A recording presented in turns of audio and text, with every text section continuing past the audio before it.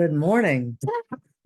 This is our first gathering of the year 2024. And so we're pleased to start our new year with you. And today's date is January, is it 6th or 7th, Bob? It's the 7th. It's the 7th of 2024. And our topic is Getting over being sick. No. finding the peace within. And of course, we're talking about within our own consciousness, our own awareness. And this time of year when we listen to our news that's given to us, and we think about all the problems in the world and 2 wars going on in the world, it's hard to think that we have peace on earth. And yet, if we look around, there are so many places where there is peace. Hopefully there's peace in your heart. Hopefully there's peace in your faith community. Hopefully there's peace. There's peace really all around in your friendships in many places. And yet we let ourselves be disturbed by wars going around in the world. And there may not be peace in the condo association. So, well, that's a different matter altogether. Yeah, right. But nevertheless, we know as students of this teaching that if it is to be, it's up to me, and it must come from my thinking and remembering the truth of my being. And so even though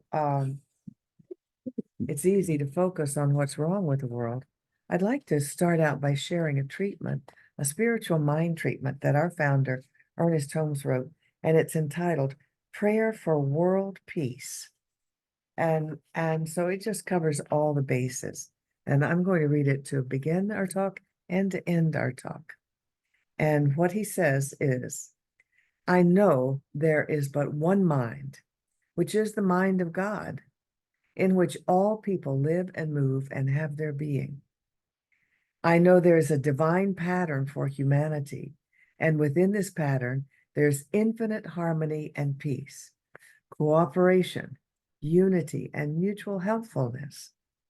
I know that the mind of each person, being one with the mind of God, shall discover the method, the way, and the means best fitted to permit the flow of divine love between individuals and nations.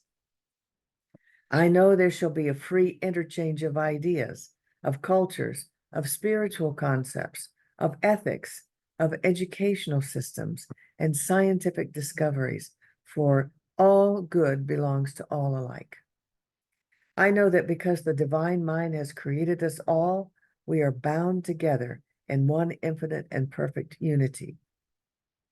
In bringing about world peace, I know that all people and all nations will remain individual, but unified for the common purpose of promoting peace, happiness, harmony, and prosperity.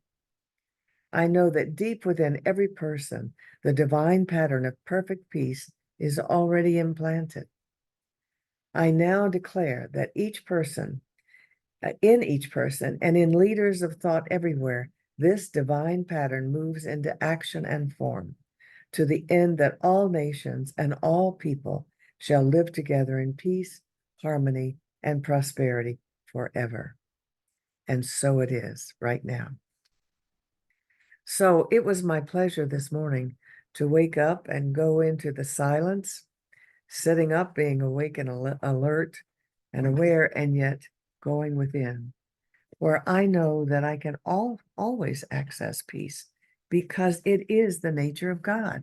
And so it is my nature. And so that's what we have to do. We used to call ourselves religious scientists.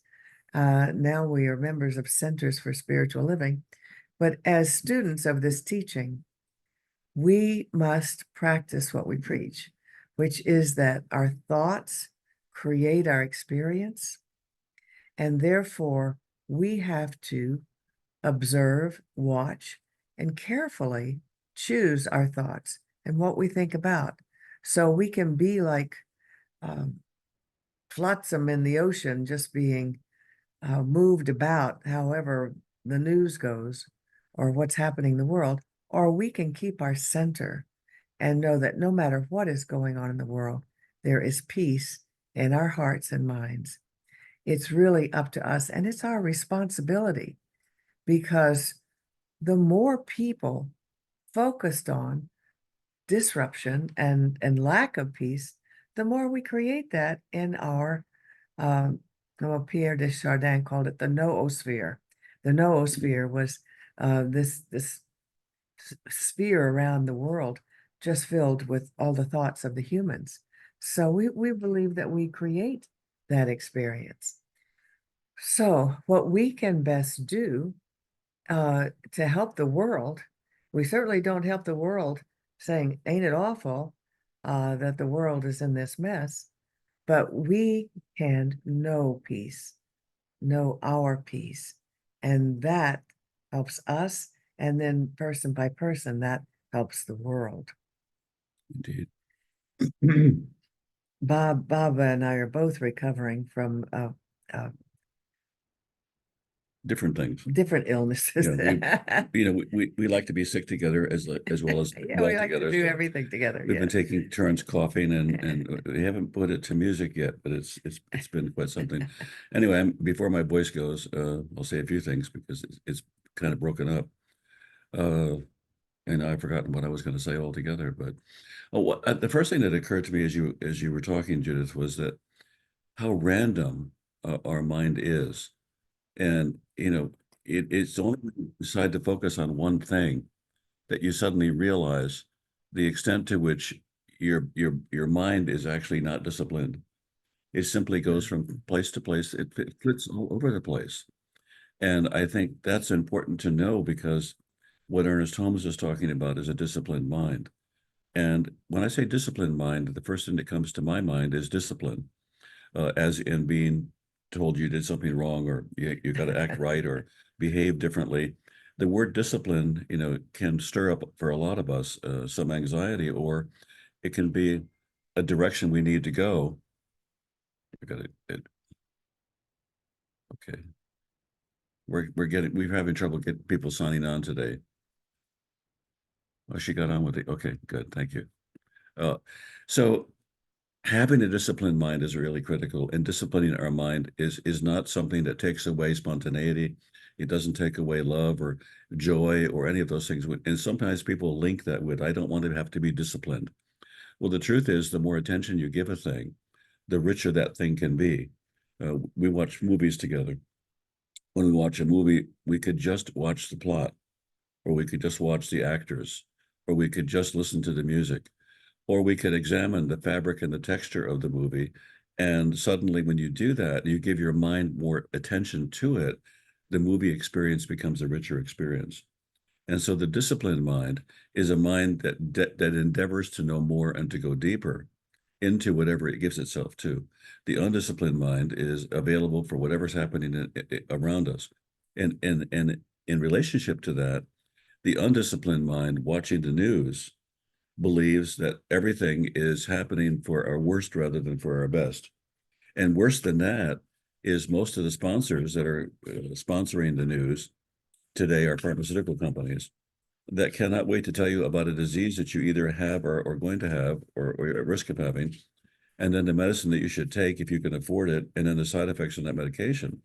And the problem is, if you looked at it as a whole and you have an undisciplined mind and you're not actually paying attention to it, your unconscious is being fed a horror story, an apocalyptic experience.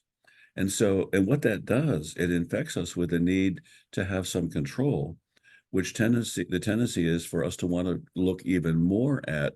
So come on back after this commercial break, and we'll tell you more about what you need to be afraid of, because it's there. And so our unconscious mind, wanting to solve any problems that are out there, becomes much more disciplined in finding fault and finding what's wrong than finding what isn't wrong and what is love and kind. And so it's really, really important for us to pay attention to the mind that we're using and how we're using it. Exactly. And the way you can start is pay attention to your feelings. And when you're feeling a little irritated or upset, just ask yourself, what was I just thinking? Because your feelings are a direct result of what you've been thinking about. And you may be thinking about what you just saw on the news or heard on the radio or whatever. So we need to be the source of how we feel, how we react. And so we do this by thinking, noticing what we're thinking, noticing what we're feeling, or first the feeling, then the thinking, and then choose our thoughts accordingly.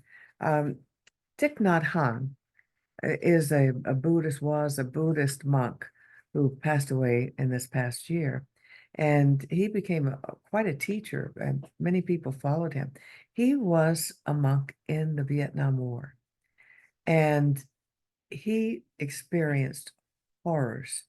And he just, at the end of the war, or maybe before, he just started walking out of Vietnam, and he walked into the neighboring countries, and he kept walking, and he noticed that as he just walked and contemplated, that all of his pain and agony of his memories and whatnot just disappeared, and he became peaceful.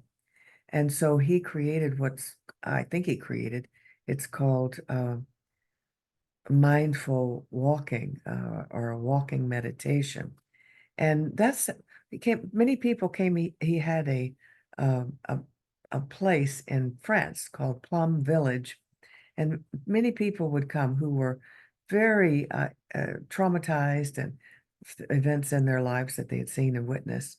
He never did a bit of talking about it, asking them about it. He did no therapy with them. He just said, let's walk in silence. And so they found that just walking in silence, in this mindful walking meditation, that they healed of their agonies that they were holding on to. And he said this about peace.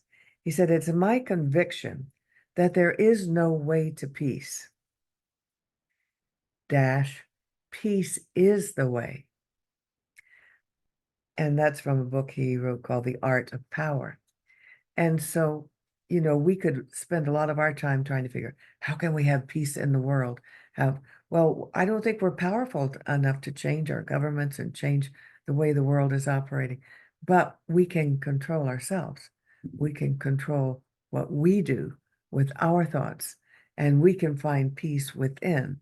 And as we do that, and more people do that, we will have peace on earth, because peace is the way. But you have to start with the peace. You can't. How can we get to the peace? So I thought that was brilliant.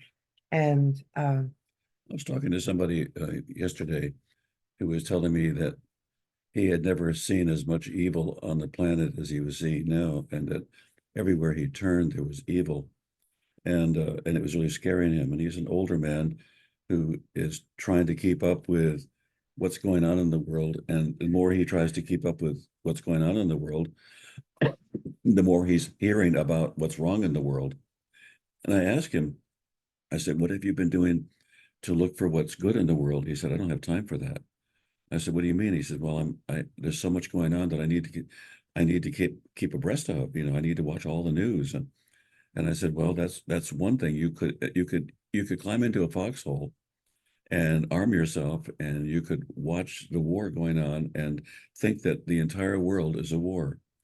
Or you could climb out of that foxhole and you could walk, as you were saying, and you could walk out of the war. But it hadn't occurred to him that there was anything else going on in the world once he decided that the world was becoming more and more evil. And so it's really imperative that we decide to look for what isn't evil. And the evil is a concept, it's an assessment, it's a judgment. It isn't a reality per se. The other part of that I think is really important too is that what you give your mind to will expand. What you give your thoughts to, you'll have more and more support of. You'll have more evidence to support that. And so if you think that you're living in an evil, terrible time, then you will find all of the evidence to support that, and you won't find much that doesn't support that. What I'd also like to add to that, and this is, I think, really important, is we're hearing from a lot of people about their hate and their dislike of other human beings, and it sounds as if suddenly people have changed. I grew up in the 50s, and in the 50s we had three networks. We didn't have media. I heard all the same hate We every didn't day. have social media. Yeah, we didn't have social media. I heard all the same hate about all the same people, but it wasn't published anywhere. And so what I think has happened is the evil that we're talking about is an evil that's always been there. It's not a new evil. Uh, and if what's good is that once it's out in the open, we know it's there and we can address it, and we can also reflect what else is going on that isn't that, which is really, really important. We're getting slightly distracted here with all the people trying so hard to get on because Zoom has changed how it operates. But so what I want to say is, again, and it's really important, the hate that we're seeing, the anger that we're seeing, the episodes of rage that are being expressed have always been there. They're not new. That what's happened with the platforms that now that people can get on and use, the media platforms, the social media platforms, is that they don't feel as constrained because they no longer feel alone.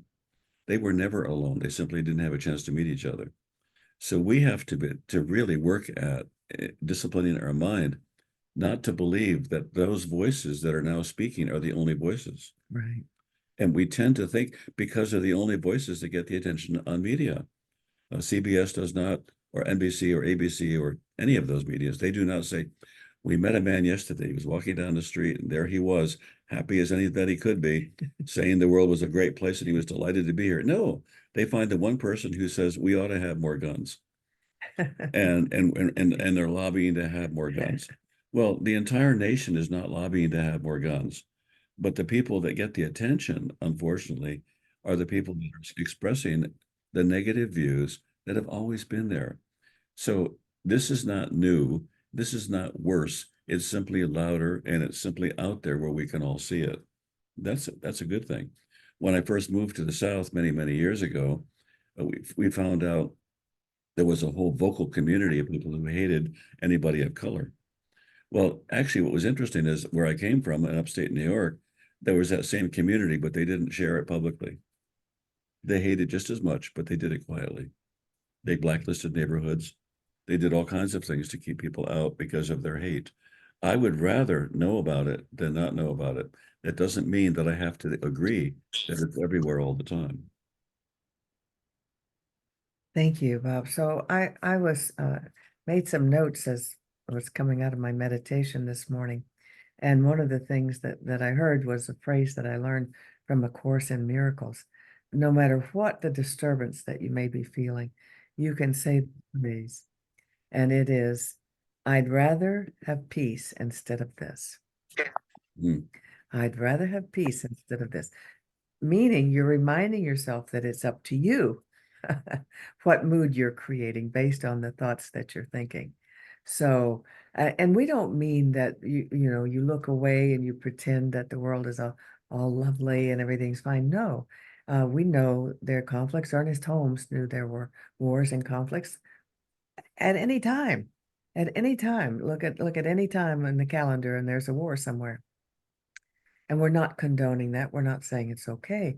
It's just that we don't want to focus on ain't it awful, because all we do is create more. Yeah. If there's something that we can do, if we are a peacemaker and something that we can do to help, great.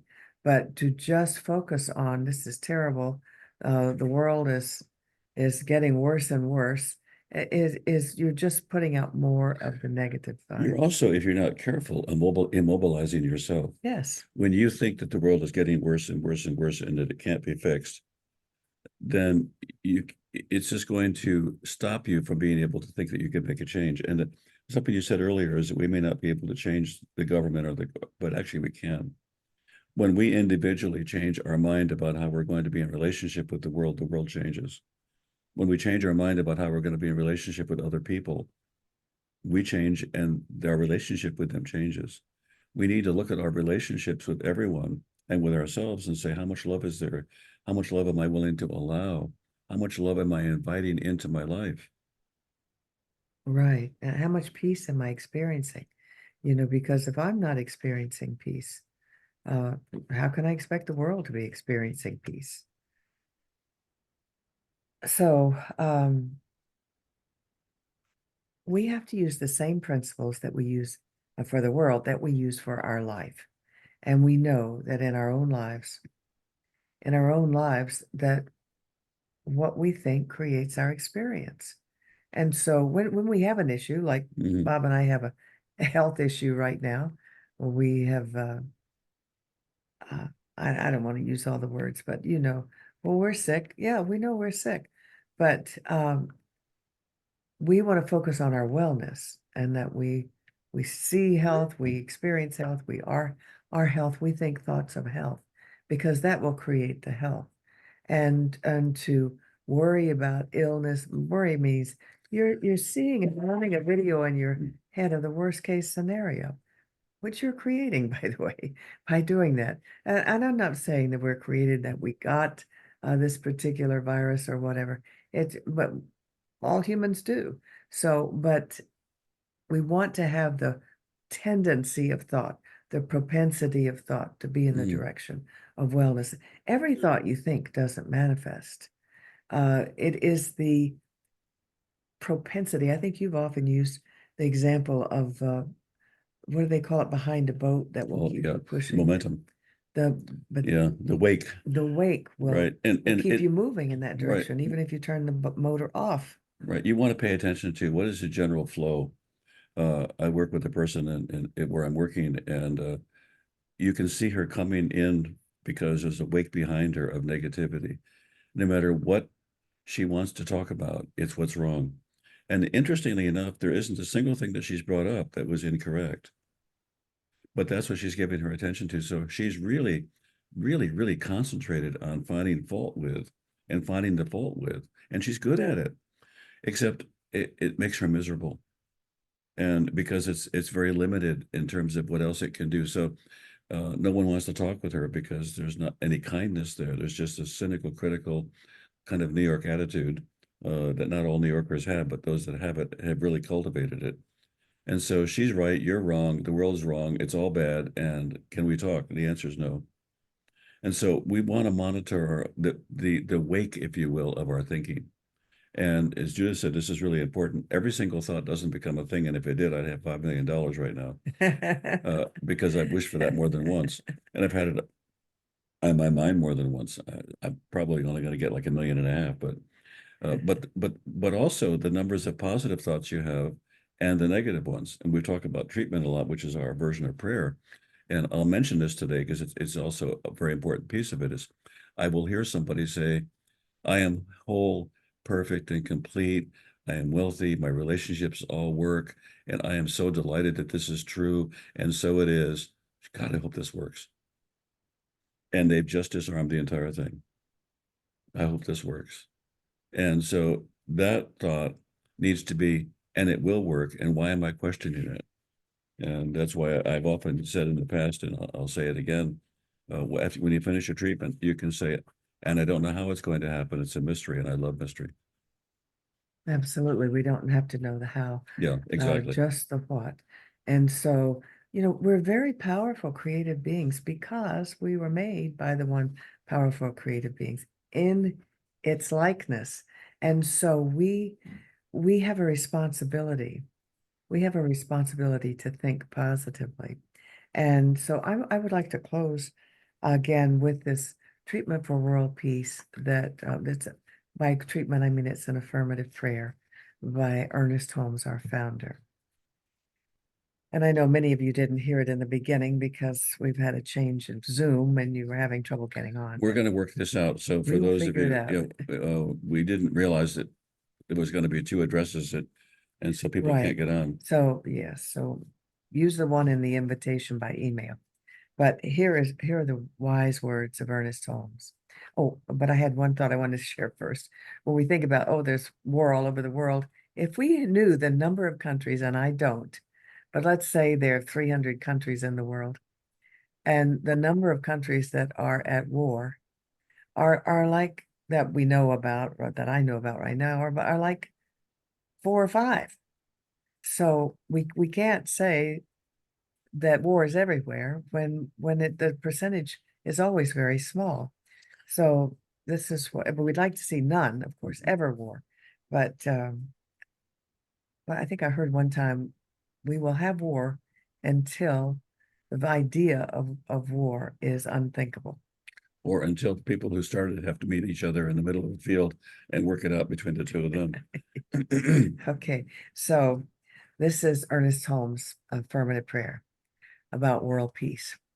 I know there's but one mind, which is the mind of God, in which all people live and move and have their being. I know there is a divine pattern for humanity, and within this pattern there is infinite harmony and peace, cooperation, unity, and mutual mindfulness and helpfulness. I know that the mind of each person, being one with the mind of God, shall discover the method, the way, and the means best fitted to permit the flow of divine love between individuals and nations. I know there shall be a free interchange of ideas, of cultures, of spiritual concepts, of ethics, of educational systems, and scientific discoveries, for all good belongs to all alike. I know that because the divine mind has created us all, we are bound together in one infinite and perfect unity.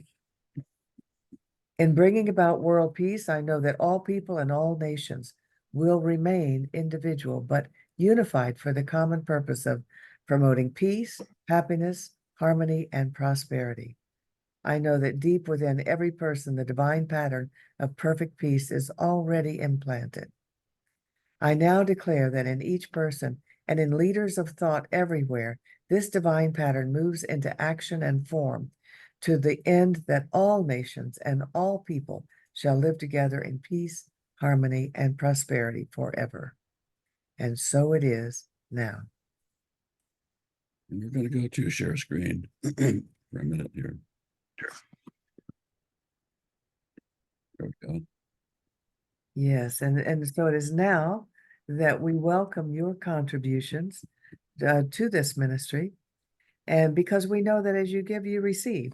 So we invite you to use the law of circulation and share of your good with the Center for Spiritual Living of the Palm Beaches. And you may do so.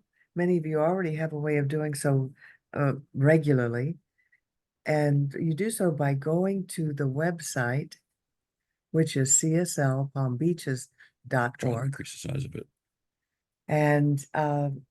and clicking on ways to donate, which is at the top right here. So I invite you to say the affirmation for prosperity with me now. My investment today is made with the full realization that God is the source of my supply and returns it to me enriched and multiplied. And we say, and so it is, or so be it. So we appreciate those watching online. Oops. You just Sure, do stop share. Stop share. okay. Close. Okay. And stop recording.